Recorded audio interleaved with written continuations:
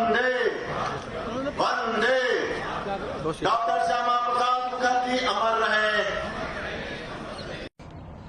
Bharatiya Janata party तथा जनसंघ की कार्यकर्ताओं के लिए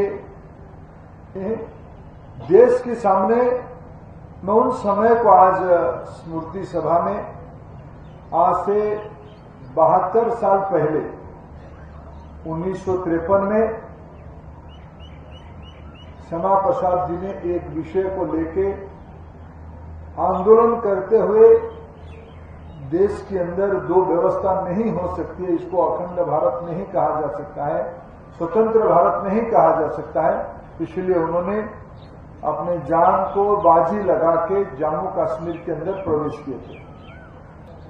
2019 में 5 अगस्त अगले महीना तक आ ही जाएगा, जो अगस्त तक आ ही जाएगा।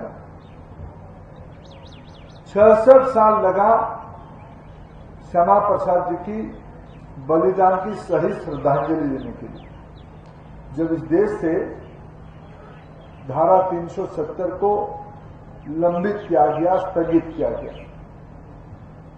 मित्रों, श्यामा प्रसाद जी केवल जम्मू कश्मीर धारा 370 हटना, देश में एक प्रकार की कानून व्यवस्था का बहाल करना, यहां तक श्यामा प्रसाद जी सीमित नहीं थे। अगर हम उनकी पुण्यतिथि में, उनकी बलिदान दिवस पे हम और कुछ पहलुओं को अनुध्यान करते हैं, सबकी एक ही उद्देश्य था, अंग्रेजों को देश से हटाना है, देश को स्वराज्य प्राप्ति करना। इसलिए सारे विचारों को सीमित करते हुए एक सामूहिक लक्ष्य को लेकर सबने काम किया। श्यामा प्रसाद जी भी आजाद भारत की अनेक उपलब्धियों को गिनाने में उन्हीं दिनों में 50, 51, 52, 53 उस समय में देश में जो घटना हुई,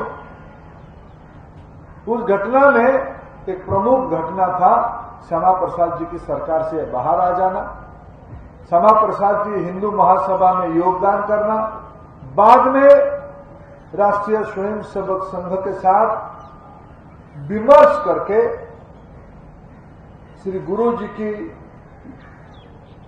साथ चर्चा करके श्यामा प्रसाद जी ने एक वैकल्पिक राजनीतिक विचार दिया। भारतीय जनता पार्टी या पूर्व रूप जनसंघ ये केवल एक संगठन नहीं था, ये एक विचार था।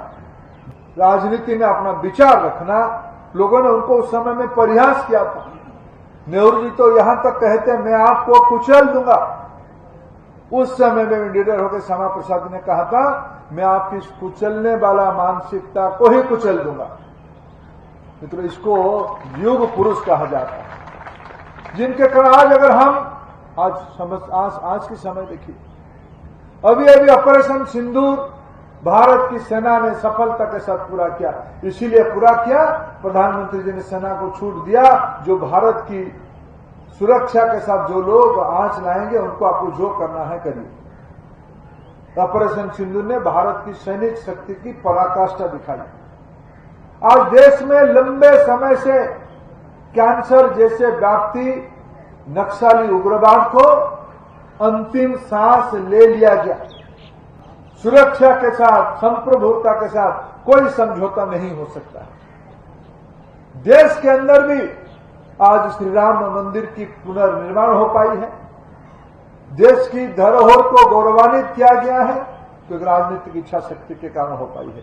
यह सब कि अगर मूल अनुध्यान कोई करते जाएगा जनसंघ और भारतीय जनता पार्टी के इतिहास में, तब उसकी केंद्र बिंदु जाके पहुंचेगा श्यामा प्रसाद मुखर्जी की स्पष्ट, निडर, दृढ़ नेतृत्व के लिए। शिक्षा के बारे में हो, भाषा के बारे में हो, लघु उद्योग के बारे में हो, देश की वैदेशिक नीति के बारे में हो, देश की सुरक्षा के बारे में हो, देश की संविधान के बारे में, अनेक विषयों पे मौलिक और वैकल्पिक चिंतन रखने वाले नेता श्यामा प्रसाद मुखर्जी थे।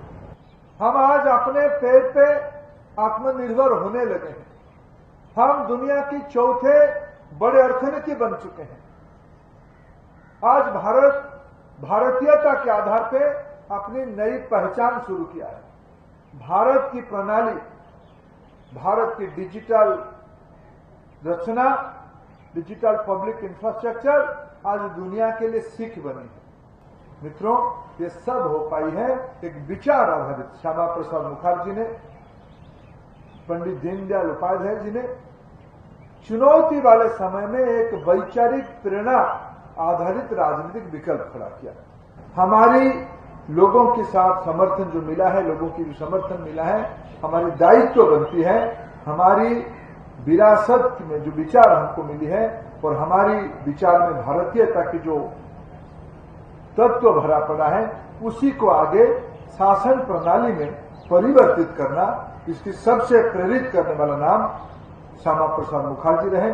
मैं उनको फिर एक बार श्रद्धासुमन अर्पित करता हूं।